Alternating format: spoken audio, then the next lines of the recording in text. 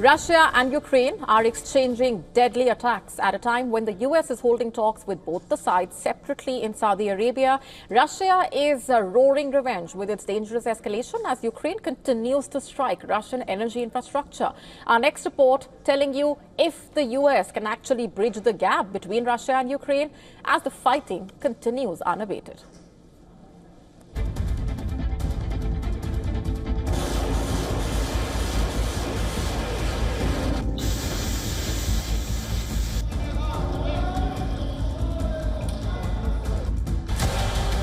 Russia is going full throttle in its onslaught, unleashing a devastating combination of missiles, drones and glide bombs on key Ukrainian cities with mechanical precision.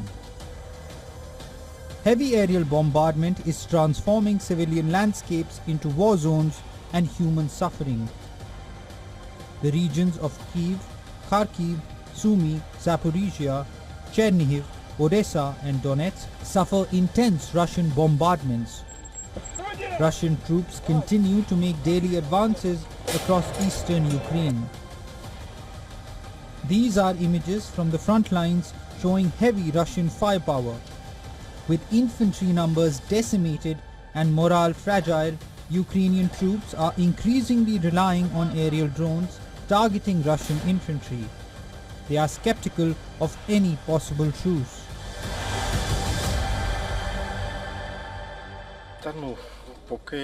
So far, these are just talks.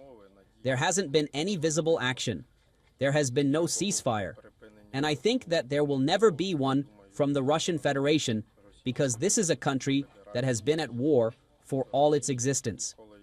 It is probably in their DNA to go to war against a country.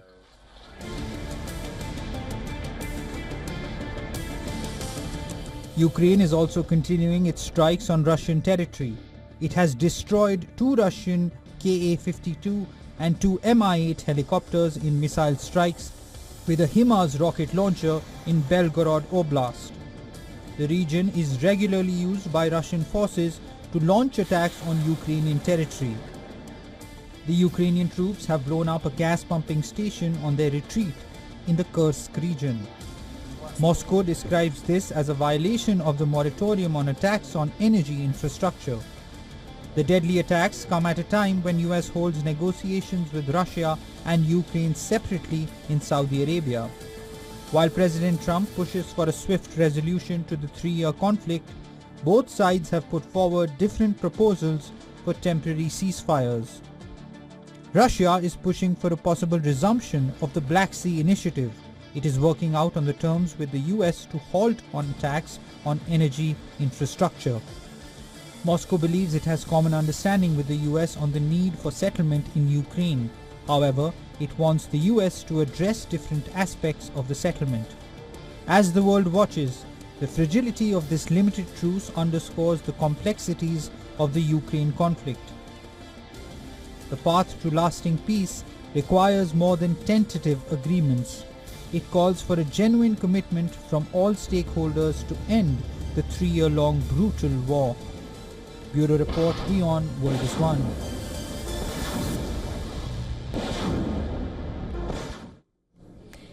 And with us on the broadcast this minute is Jane Kinnan-Mont, who is an acting director at the European Leadership Network. Thanks very much for being here on the broadcast. Let me begin by asking you for your assessment of what we are seeing playing out on the battleground and also the latest attempt towards peace. How optimistic are you really about these talks?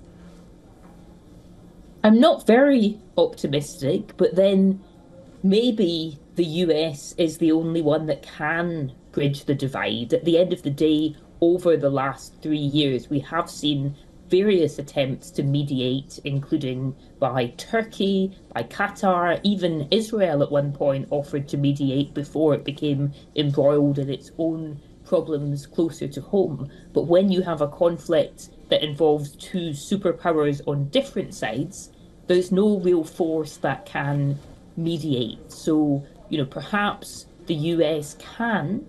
I think the issue is that now that the US has decided to start talking with Russia, at the same time, it seems to be burning its bridges with Ukraine.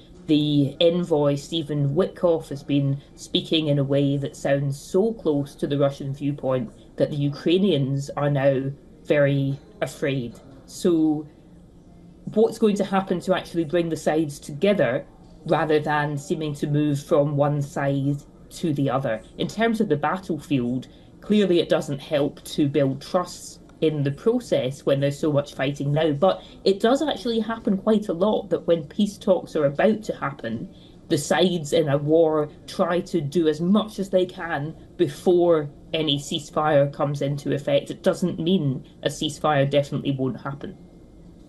Right, making those attempts on the ground, like you're saying, to actually have the upper hand in a way as far as the negotiations are concerned. What, according to you, though, is the message that the US is sending out at this point? What do you make of what it's trying to do and whether or not it will actually be able to achieve an end result? There's a few different messages. I mean, the US president wants to tell his population at home that the US is trying to make peace and that it doesn't want to be embroiled in costly conflicts elsewhere. And that is a message which is quite popular. But at the same time, the way that the administration's senior officials, including the president, have been speaking have got Europeans very rattled because they think that the US has become too close to Russian positions and is ignoring inconvenient facts like the fact that it was Russia that invaded Ukraine in the first place.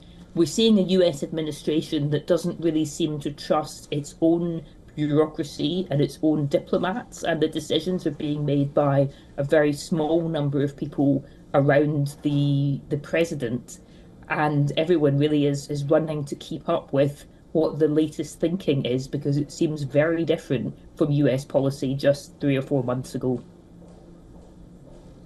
Interesting. We're leaving it there for the moment. Thanks very much for joining us with those perspectives.